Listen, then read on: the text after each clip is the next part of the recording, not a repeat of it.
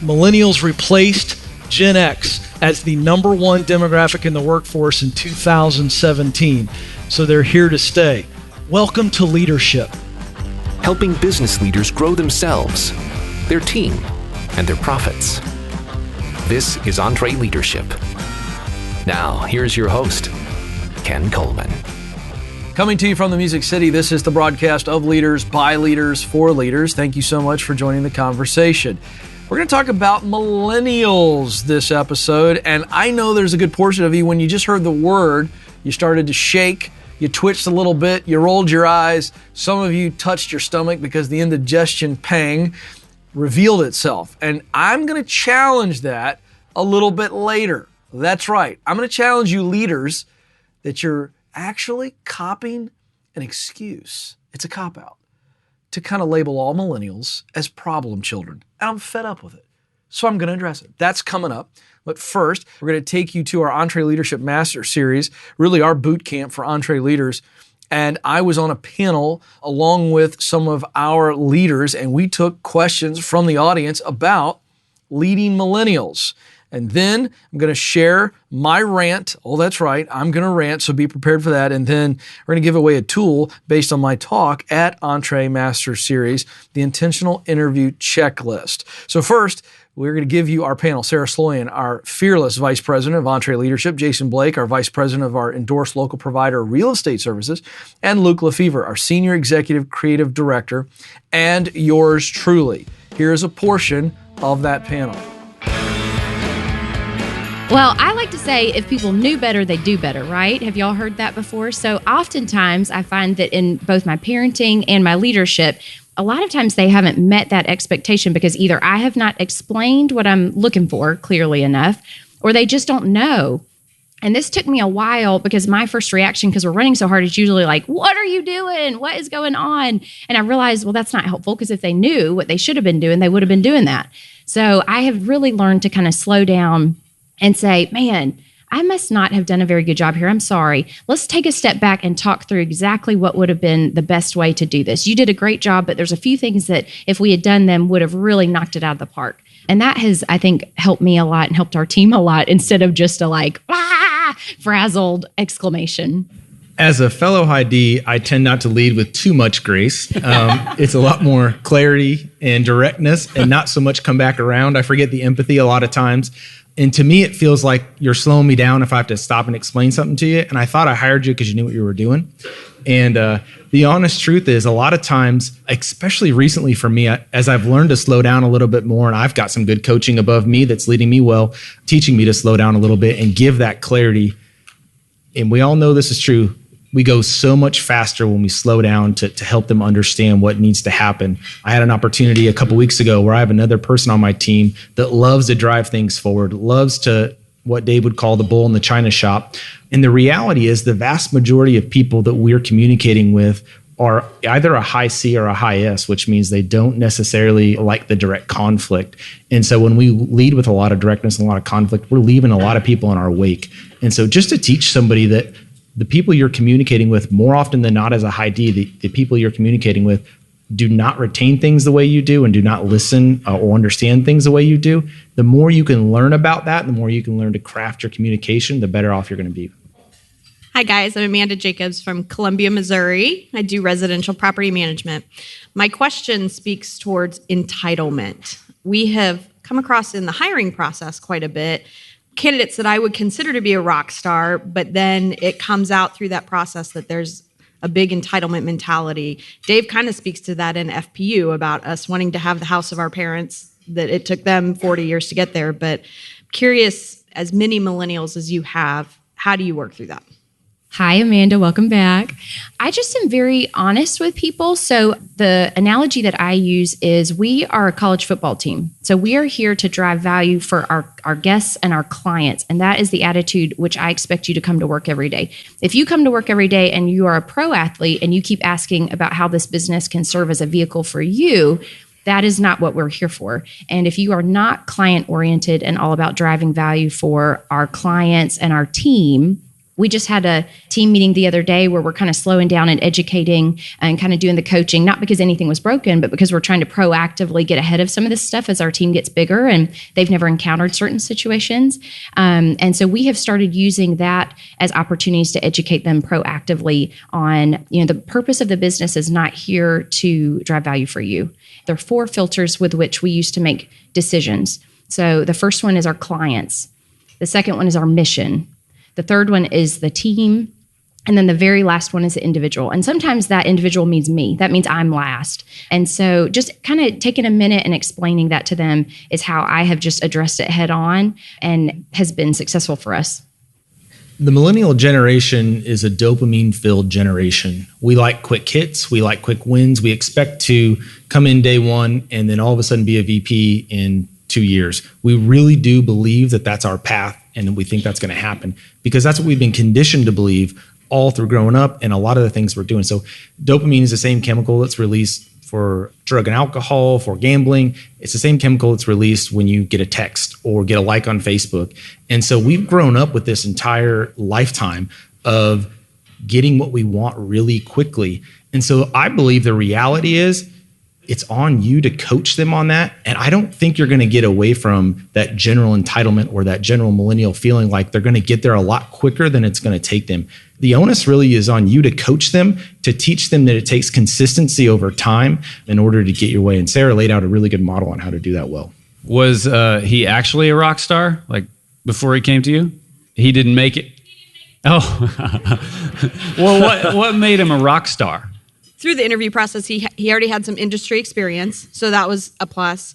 Probably, honestly, through the interview process, because he was a high I, and I know that because we had already run the DISC profile on him, very outgoing, and we were looking for a leasing specialist person. So very personable, very friendly, and yeah, I can sell. But as we went through and we then started talking about compensation and ability to move up in the company, we are a team of 6. So there's only so much room in the team right now. And it was kind of like, well, I really want your job. And I was like, well, I own the company. So.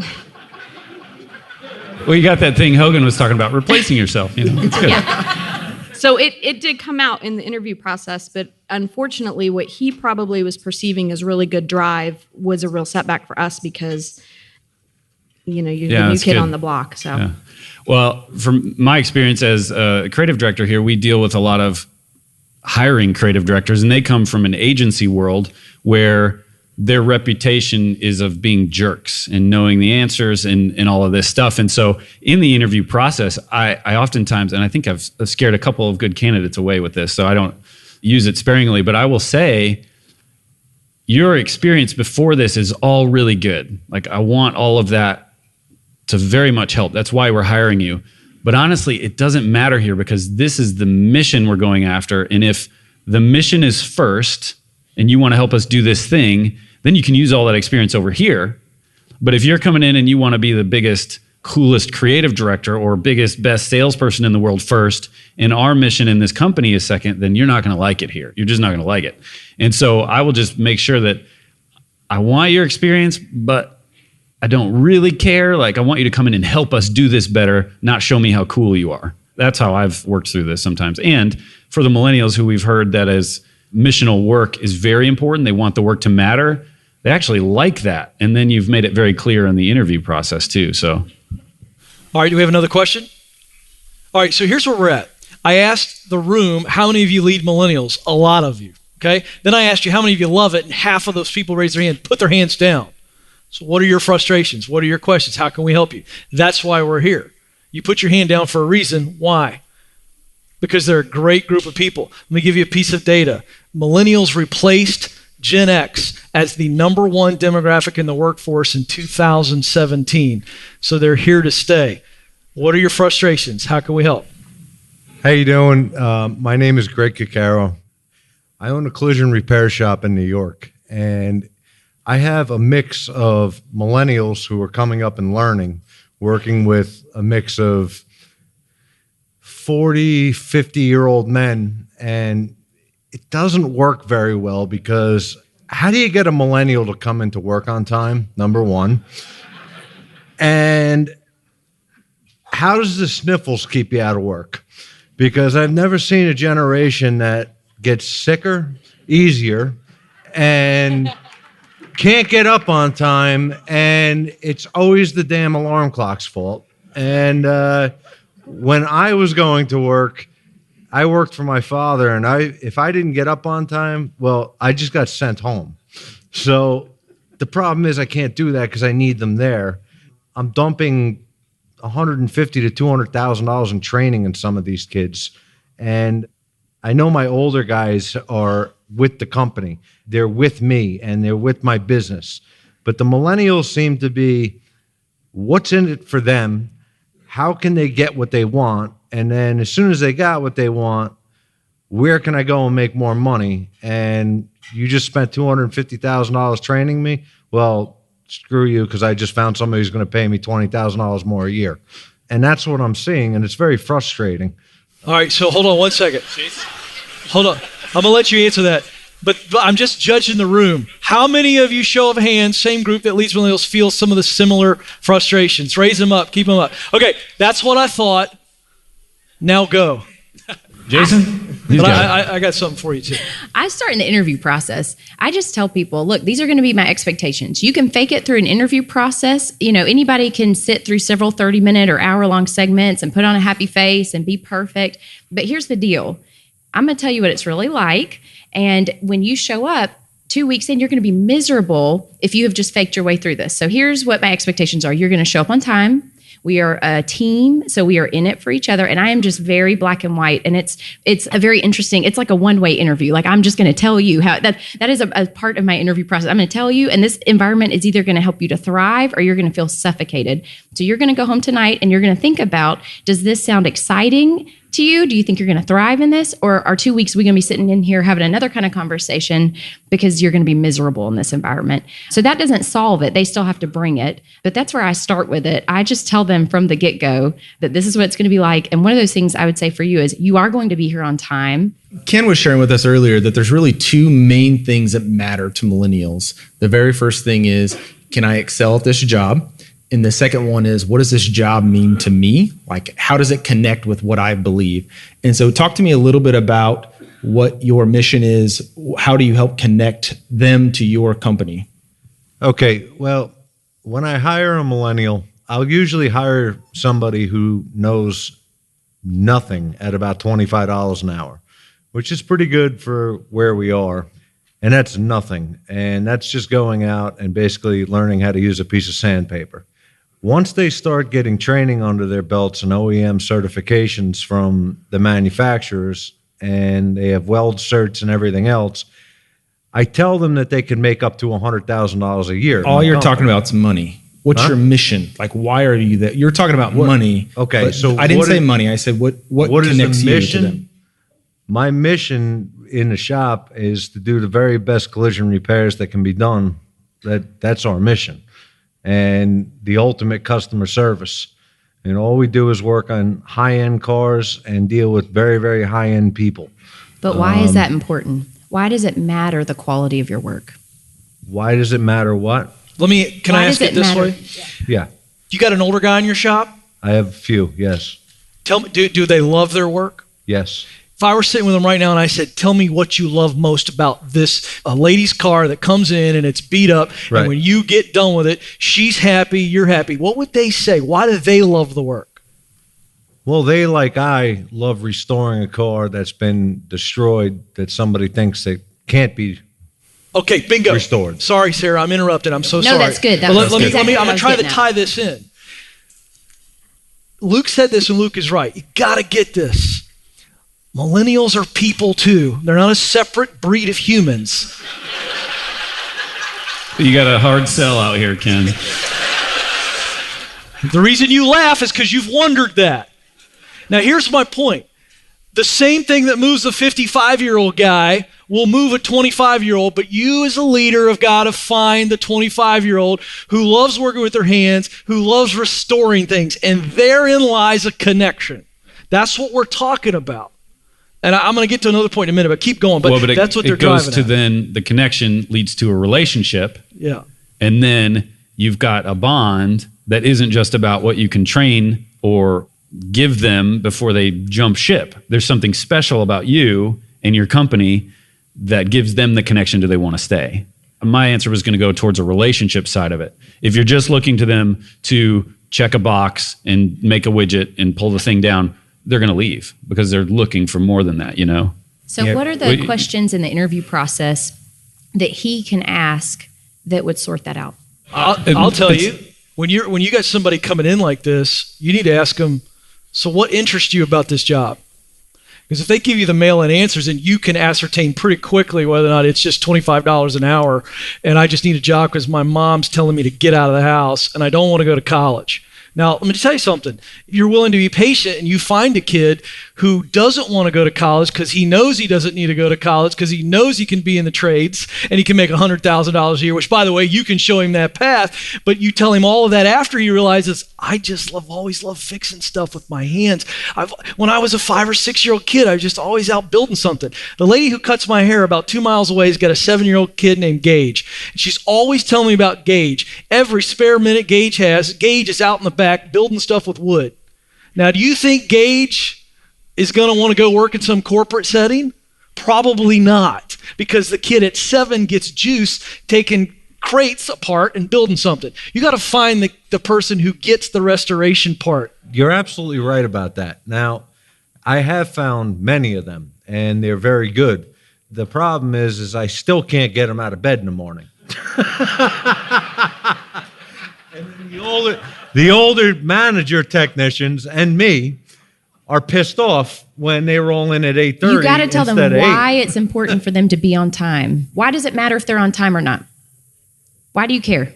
It's important for everybody to be on time. If one person's not on time, then why should everybody else show up on time? So it's a perception issue. And then what about scheduling your work that needs to be done? If they're not on time, how do you schedule that? And then you're disappointing the client, right? Correct. You got to tie in that why, and then you got to turn the heat up until they either get it or they get a box. Right. I know. It's difficult.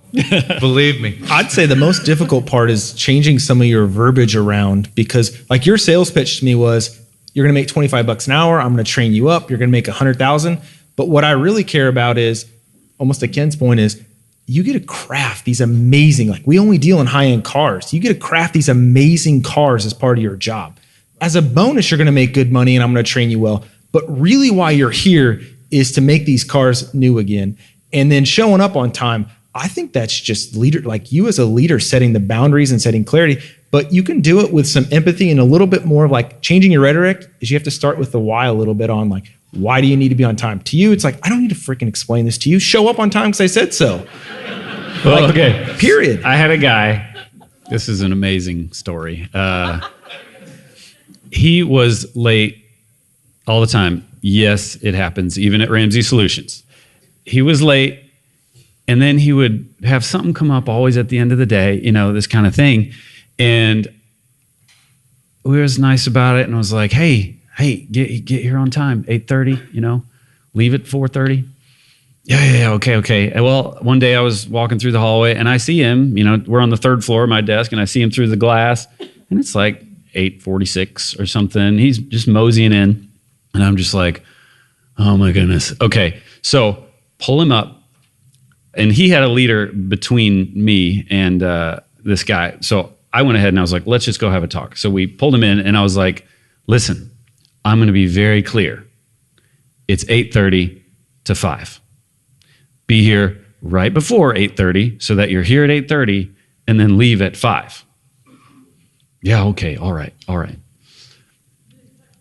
The next day,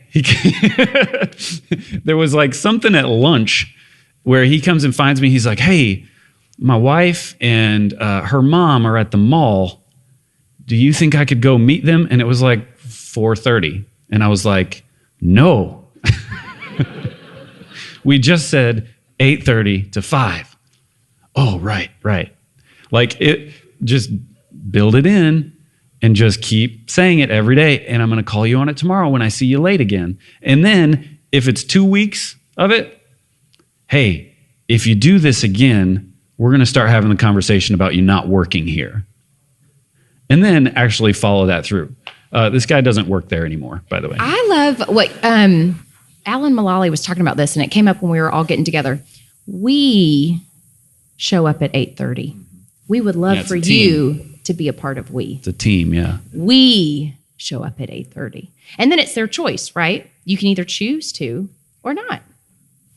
Are you having these conversations? Have you had similar ones, like where you talk about bring your box if you don't show up on time type of thing? Numerous, yes. Do you let them go then if they don't do it? Yes. Okay. So it's just, it really is you're thinking the generational. It's a generational thing, and I definitely have seen it getting worse over the years. I'm 40, and the kids who are my brother's age, they're much more into computers. The other thing is I had to seize all cell phones because I'm walking around the shop and I see everybody with the things in their ears doing this. They're polishing cars, they're grinding. I said, what happens if one of those gets caught in your ears and rips your ear off? I'm getting sued. No more cell phones. They all go in the box. So from when you come in, you put it in the box. When you have break, you can take it out. When you have lunch, you can take it out. They were very upset to lose them, but I didn't really care because the cell phone doesn't belong on the floor while you're working. I'm sorry. You know, I mean, it's just problems. I tell my older techs that, and they're like, fine. They lock the thing up. I don't see it.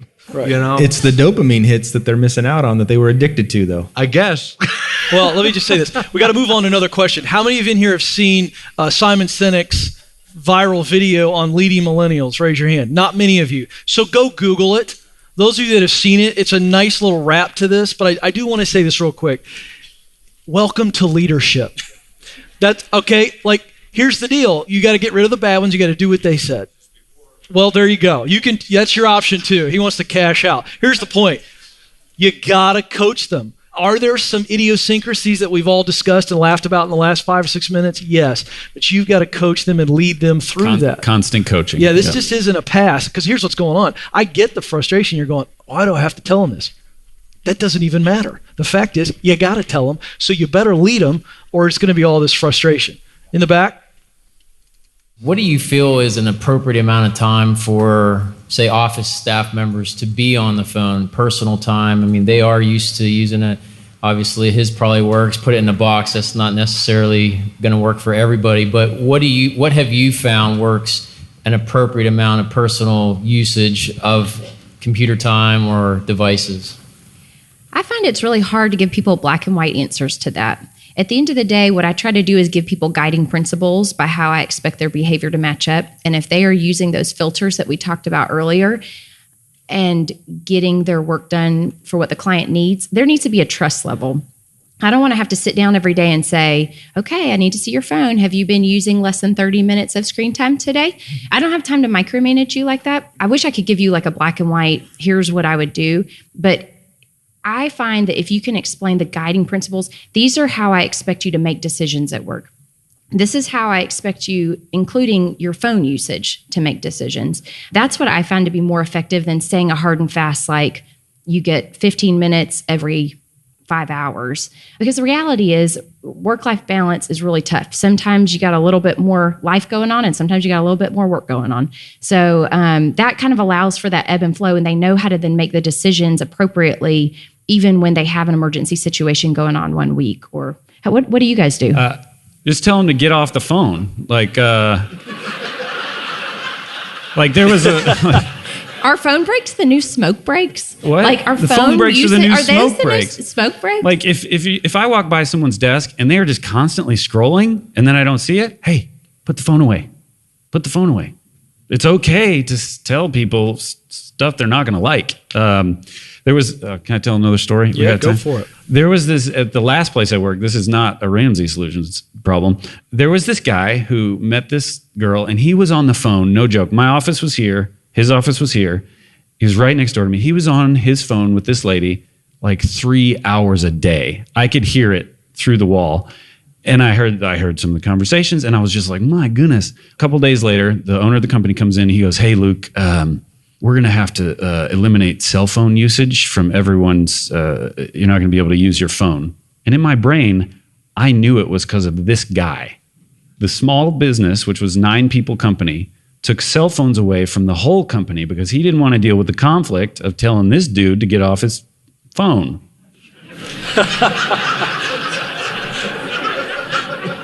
Get off the phone.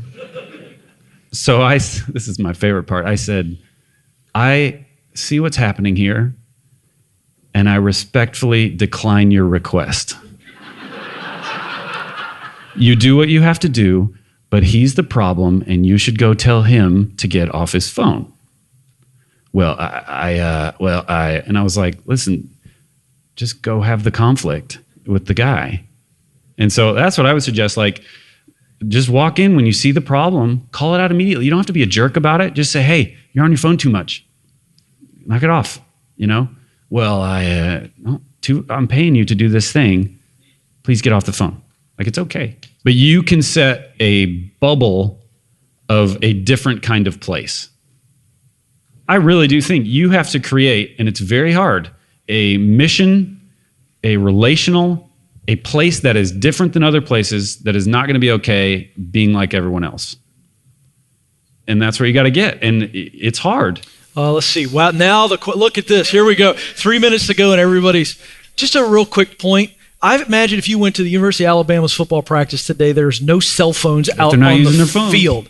And you scoff for a second, but I also bet you that Nick Saban and his entire coaching staff are on those players like crazy, nonstop. And they're always telling them, do it this way, do it this way, do it this way. We don't do it that way. Here's why we don't do it this way. And they keep it. And either you do it or you quit the team.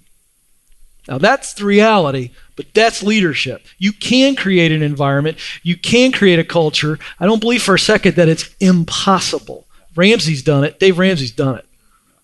All and right, how many times, tell them how many times you have to repeat things before anybody even starts to hear it? Minimum 7 times. 7 times. All right, and those are the sharp people, not the... Okay? It's 21 for everybody else. Yeah, right. I mean, walk around with a bullhorn for the rest of them, but they'll eventually get sick of it.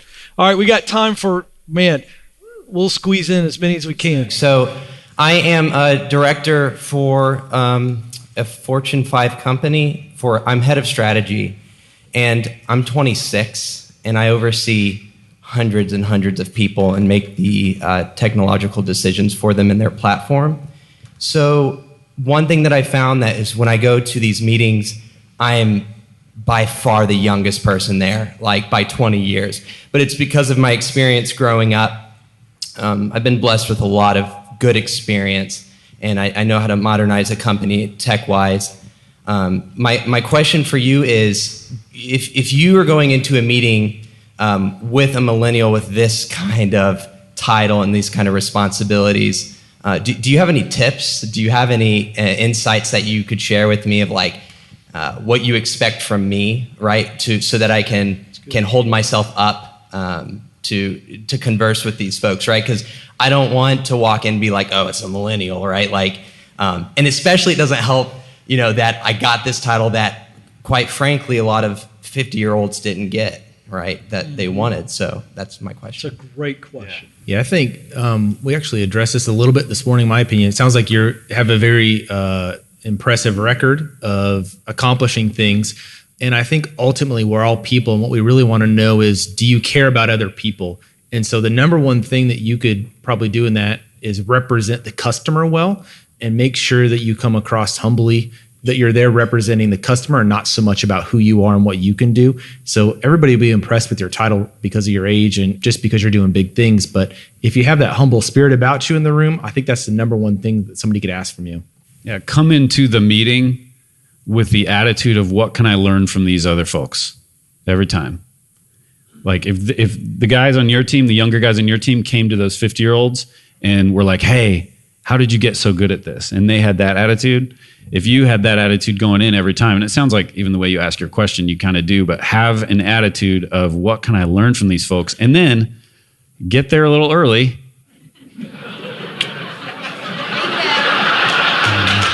But get there a little early, see who's there, and be like, hey, what do you do here? How long have you been here? Ask a bunch of questions. And then afterwards, stay after and ask them the questions that are in your head so that they are like, oh, this guy doesn't think he knows all the answers already. Because obviously none of us do. Yeah, the reality is I don't expect anything different from you than I expect from anybody else. One of the biggest things that we have been creating on our team is an environment of feedback. It's a lot easier when people solicit feedback exactly like what you just asked for than for me to just out of blue give them feedback. So the more that we can create that culture, and it starts with you asking for feedback, like Luke is saying, the more you can create that culture in your organization, it's a lot easier when people are pulling feedback than when I'm pushing feedback on top of you. So that I think has been really key in helping me with so many young people on our team. It's just so much easier for me if they get in this habit of asking. And that's something at the end of every check-in I have with my leader, I said, okay, here's time for my 3 cheesy questions, just in that exact voice.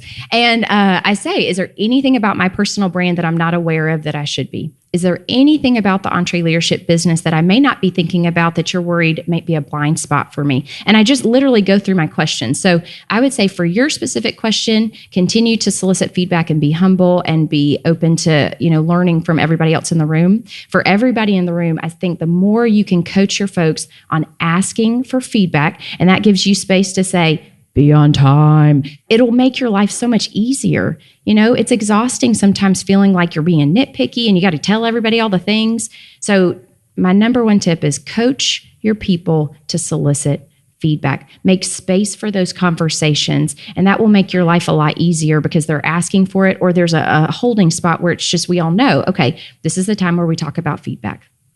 I just want to say this real quick. The question is really brilliant, and it's for the whole room. Especially, I'm thinking about your 25-year-olds that are coming in. You got these 55-year-olds. Let's be really honest in the room right now. There is a generational gap, and when he walks in the room in those meetings, you feel the tension sometimes, don't you? Yeah, he's shaking his head. So we got to acknowledge that exists. So here's the deal. Everybody touched on it, but I love this question. If I could teach anything to young people that are coming in their 20s and they're working with people generations older, likability. You got to build relationships first. And there's something about being young. You're the eager beaver and the tail's wagging, and you want to prove that you belong, right? So we long for credibility first. However, credibility is given. I can't make Luke give me credibility. No matter how hard I try, I can't force Luke to think that I'm credible or show me the respect that I think I deserve. What I can do is make Luke like me. If I'm relational, I'm humble, all the things I talked about. So I think you got to win relationally before the meeting, after the meeting, beyond the meeting. And all of a sudden they go, here's a kid who's humble, as you said, who's asking questions like Sarah said, and they genuinely like you. And when likability is established, credibility is transferred. But that's how it works. You all know this. You're shaking your head at me because this is relationship 101. But we get in a corporate setting and your challenge is, I get it, you want to belong. But I think the best thing you could do is be quiet in the meetings and talk a lot afterwards, right? Relationship the stew out of those folks. And you'll see that the transfer of trust will come to you publicly and privately. I think that's a really key recipe for young people. And leaders, you need to tell your young people how to do that. Tell these guys, now listen, there's a guy named Sam in the workshop, and if you don't get Sam to like you, it's going to be a really rough time. But let me tell you what Sam likes and what you ought to do with Sam. Right? And teach those young pups how to go hang out with the old wolf. All right? That'll help them win. So again, hey, would you thank our panel for being with us? Thank you all very much. Okay, folks, hope you enjoyed that panel. Now, I told you that I was going to rant a little bit. You heard me earlier on in that panel make the statement that most of the room just broke out in laughter when I said they're not a separate breed of human beings. They're not aliens either. But the reason everybody laughed is because there is a tension there, and it was released when I made that comment. And here's the first thing I want to start off with. You need to understand they're not that much different than Gen X or the boomers or even the greatest generation. Now, some of you are going, wait a second, you're telling me that millennials aren't that much different than the greatest generation? No, I'm not. Why? I'm going to tell you. Because the greatest generation, and let's throw in the boomers, and let's throw in Gen X, they all have one thing in common with millennials. And that is they want to do work that matters to them. This is not an exclusive emotional baggage problem that millennials have. This is called being a part of the human race. Everybody was created to do something unique. Now, if you disagree with that, you can stop listening because I have nothing else to say. But I think we can all agree, wait a second, that we were created to do work, and we were created to do work that matters to us. So that's the entire premise. So when we start there, you go, all right, are there some extenuating generational issues, cultural context that we need to think about? Absolutely. So let's look at that. Do they have a different worldview than Gen X and boomers and the greatest generation? Absolutely. They've never lived a day of their life without a smartphone or the internet for that matter. So that's what I mean by cultural context and generational differences. Of course, they're a little bit different because of the context, but they can't control that. The other thing is, my generation, the Xers, we were the first ones to kind of have to fight this everybody gets trophy nonsense. So the Gen Xers, it happened to us, and then now we've made it even worse.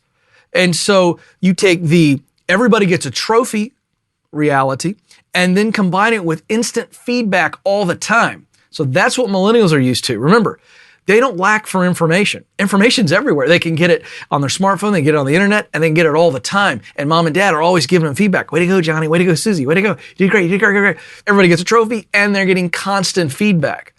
So that's what you have to understand as a leader that you are going to have to navigate. When the millennial comes in to work for you, they need feedback. They just do. Now, that does not mean that you have to affirm them all the time and walk around going, great job. The way you sent that email, special stuff. Really, really good. No, you don't have to do that. But you do need to understand that they're looking for measurements. They need to be measured. And as a leader, hello, that's great for you. In fact, the Gen Xers and certainly the boomers could learn from millennials on the idea of constantly being measured. Measurements are good. You want to lead people that are go-getters, people that like to be measured. Hey, here's the goal. This is what a win looks like. And now we're going to execute against the goal. And as we're executing against the goal, we're going to look and see how are you doing. So it's the scoreboard. That's what millennials love. They're used to a scoreboard.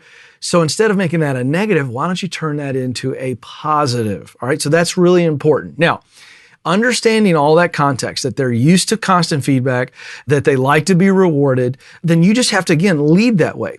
But here are two things that millennials say are more important than compensation at work. Number one, are they good at the role?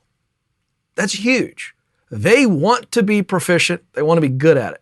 So if you got a millennial who's got some great potential and they're struggling on this seat of the bus, you better figure out if there's another seat on the bus where they can feel like they are winning, meaning they're doing a good job. The second most important thing to a millennial is, does the work intrinsically matter to me? So in other words, does the work have some meaning to me? They're very attracted to missional type work. So even if you are a plumber, if you say 25% of our revenue every year goes to local charities, I'm telling you, there's a millennial kid out there who likes to work with his hands. You might be able to talk him into making some really good money because he sees or she sees a connection to her work or his work that means a great deal to them. So understand those are the top two factors that millennials love in a job. That's what they're looking for, and it's what keeps them around. One other point, and then I'm going to give you the leadership points that you need to be thinking about all the time on how to lead these folks. You need to understand that millennials enter your job, enter your workforce, and they expect to work no longer than a year there. That's mind-numbing. However, doesn't mean that you can't keep them. But they enter into the workforce thinking, I'm going to do this for a year, then I'll move here, I'll move here. You need to understand that's what you're facing. So if you want to keep that talented millennial, you better show them a path upward. They want to know, do I have a chance to grow? If you show them that path, then you've got a chance of keeping them. Now, let me give you 4 things. And you heard me mention a little bit. You heard us kind of talk all around. I want you to give 4 key takeaways on how to lead millennials. Number 1, you need to ask them. Ask them questions. Hey, where do you feel you're winning? Where do you feel you're losing? Where do you think you could be better? Where would you like some more assistance, some more help, some more guidance? Ask them questions. Know how they're feeling, know how they're thinking. Number 2, listen to them. When you ask the question, actually listen to them. Don't just let the words kind of bounce in and around and off of you. Listen to what they're saying. Pay attention. They're going to give you some terrific feedback. Number 3, after you've asked and listened, now make a decision to intentionally invest in them. Invest. Really, truly invest in them. That's where you got the chance to take a millennial and keep them for the long haul because they want to grow. So if you invest in them, maybe it's getting Smart Dollar from Ramsey Solutions or something like that, where again, you can help them in their personal finances. That's an investment. Maybe it's sending them to an event. Maybe it's buying them books.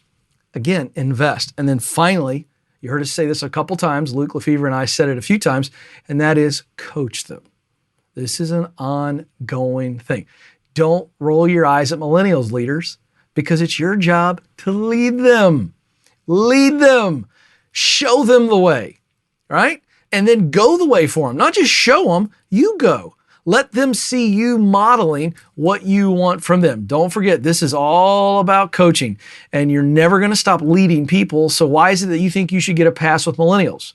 It's almost like those people in the room who raised their hand before that panel. I said, how many of you enjoy leading millennials? And only half the room raised their hand. The other half is like, I don't enjoy it. So what, you get a leadership pass because they're a little bit difficult for you? I think the issue is you've heard millennials become a dirty word in today's society. And it's okay to poo-poo all over them. That's right. I said poo-poo because that's what you're doing and that's what your leadership is if you don't get intentional. So I just gave you 4 keys to leading millennials, and you can do this. But it is not going to be an armchair coach. It is going to be out on the field, blowing the whistle, showing them how to do it, showing them again, give them feedback, show them again. It's a process. It's called coaching. All right, folks, coming up here, we've got the intentional interview checklist. Again, I talked about this at the top of the program. Specifically, 5 questions that you need to ask before you even do the interview when hiring somebody. How to formulate your go-to questions and then how to use it. Text the word intentional to 33444. That's intentional to 33444. All right, folks, our friends at Infusionsoft have got a great tool for you. It's called Marketing to Millennials. See how you're handling that word now? Most of you you're feeling much better about the word. It doesn't give you indigestion at all. You're going to learn why small businesses have an advantage with millennials, and you're going to learn what type of content is engaging to millennials. This is great stuff. Our friends at Infusionsoft know what they're doing. This is so valuable, folks, when you understand that millennials are the largest demographic in the workforce, which means they're probably your largest customer demographic. Don't overlook this. You can get it by going to the link in this episode show notes. That's episode 295. All right, folks, on behalf of the entire EntreLeadership team, thank you for listening. We'll talk with you again very soon.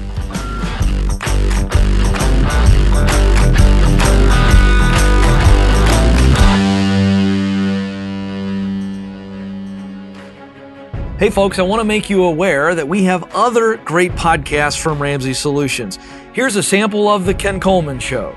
According to a recent Gallup poll, nearly 70% of Americans are disengaged at work.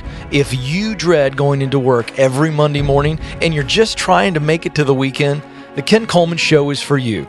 Everyone has a sweet spot. Your sweet spot is at the intersection of your greatest talent and greatest passion.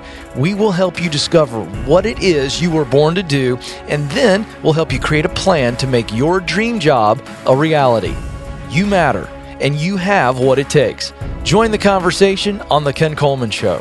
To hear full episodes, just search Ken Coleman in iTunes or go to kencolemanshow.com.